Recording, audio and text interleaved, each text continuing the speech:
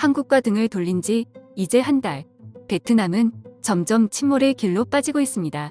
베트남 정부는 한국을 대체할 주변국들을 물색하고 있는데요. 여기서 한국의 위상이 제대로 드러나기 시작했습니다. 베트남 정부는 당초 군사력을 높일 것이라는 계획을 가지고 있었습니다. 베트남 군은 주변국들에 비해 약소한 탓에 군사비를 늘리고 군 장비도 늘릴 계획이었습니다. 그중 첫 번째가 해군이었습니다. 베트남은 최근 러시아 우크라 사태를 보면서 자국 방어 능력을 높일 필요성을 느끼고 있던 참이었습니다.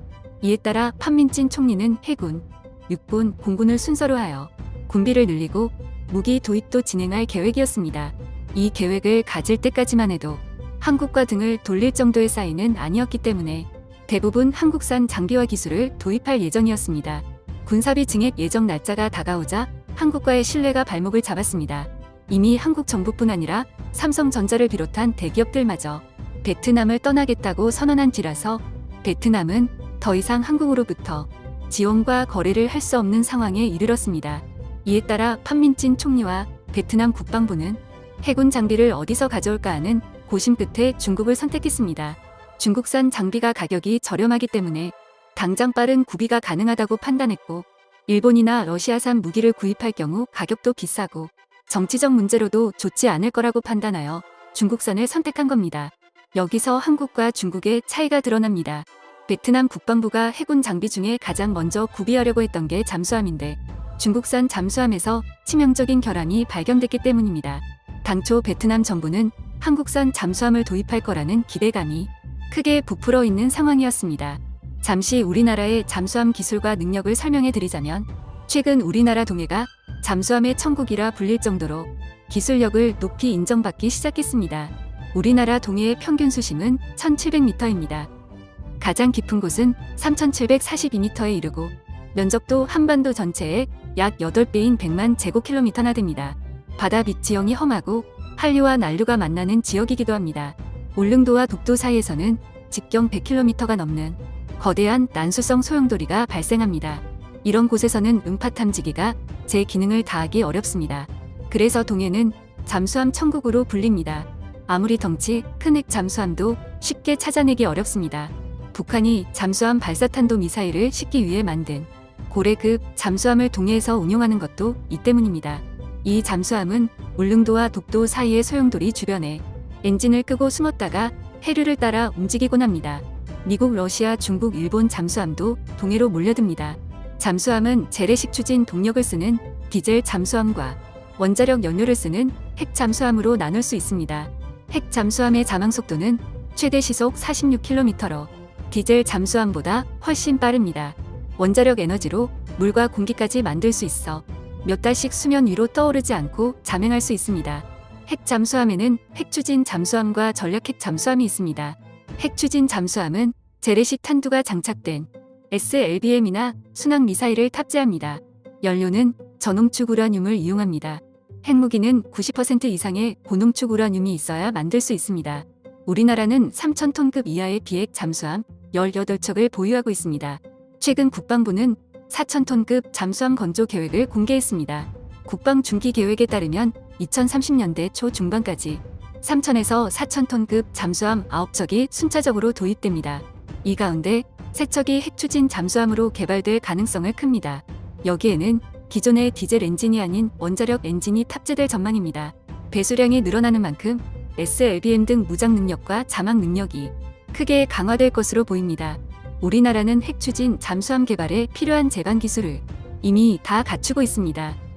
잠수함 원조국으로 불리는 독일의 버금갈 정도의 설계 건조 실력을 갖고 있을 정도입니다. 핵 잠수함용 소형 원자로 제작 기술도 충분합니다. 20% 미만의 저농축 우라늄을 사용하는 국산 소형 원자로로 30에서 40년간 연료를 교체할 필요가 없는 잠수함을 만들 수 있습니다. 핵추진 잠수함 건조 비용은 척당 1조 5천억 원 이상으로 추정됩니다.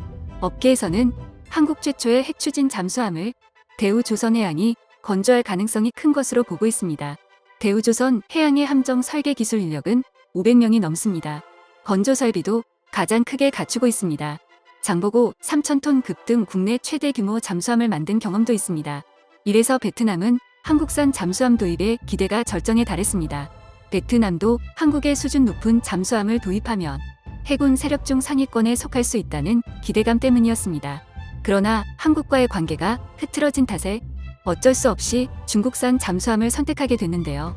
여기서부터 큰 문제가 발생하기 시작합니다.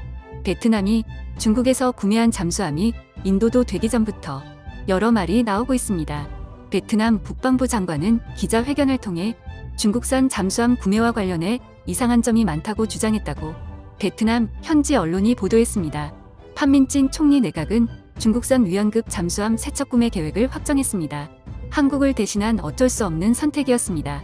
베트남 언론은 지난달 해군 소식통은 인용하여 중국에 판매하는 엔진이 제3국에 판매될 잠수함에 사용된다는 점을 알게 된 독일 엔진 업체가 공급에 난색을 보였다고 보도했습니다. 이 중 4,980억 원에 달하는 첫 번째 잠수함은 오는 2024년 베트남에 인도될 예정이었습니다. 그러나 2, 3호 잠수함 획득은 베트남의 예산 압박 때문에 불확실한 상태로 알려졌습니다. 기자회견에서 베트남 국방부 장관은 계약을 체결한 중국 선박중공국제무역공사는 중국 정부를 대표하지 않는다고 주장했습니다. 그는 초코호시가 민간 업체이기 때문에 이번 잠수함 구매는 정부 대 정부 간 계약이 아니라고 지적했습니다. 초코호시는 중국 국영조선사인 중국 선박중공집단의 수출 자회사로 알려졌습니다. 또 682억 원을 들여 건설할 잠수함 기지 공사 감독을 위해 초코호시가 4명을 베트남에 파견했는데요. 이들은 중국어 강사로 노동 허가증을 받은 것으로 드러났다고 주장했습니다. 그는 그들이 베트남 정부와 해군을 상대로 사기를 친 것 아니냐고 목소리를 높였습니다. 그는 이와 함께 내년 인도 예정인 중국산 잠수함 엔진에 대해서도 의혹을 제기했습니다. 초코호시와의 계약에 따르면 이 잠수함에는 독일제 M2U 엔진이 들어가야 하지만 독일 업체가 해당 엔진의 중국 판매를 거부했다고 베트남 국방부는 주장했습니다. 그러면서 초코호시가 독일제 M2U 엔진 대신 중국산 엔진을 장착하려 한다는 정보를 입수했다고 덧붙였습니다. 베트남 국방부 장관은 독일산에서 중국산으로의 엔진 교체는 결함을 가져와 승조원들을 위험에 빠뜨릴 수 있다고 지적했습니다. 즉, 한국산을 대체할 거라고 부품 꿈을 안고 선택한 중국산이 엔진도 사기를 쳤을 뿐 아니라 이제는 인도마저 불확실한 상황이 됐다는 겁니다. 베트남 국방부 장관은 판민진 총리에게 긴급 서한을 보내면서 호소했습니다. 한국산을 중국산이 대체할 수 없고 이런 걸 우리 해군이 쓸 수는 없다고 주장하는 내용이었습니다.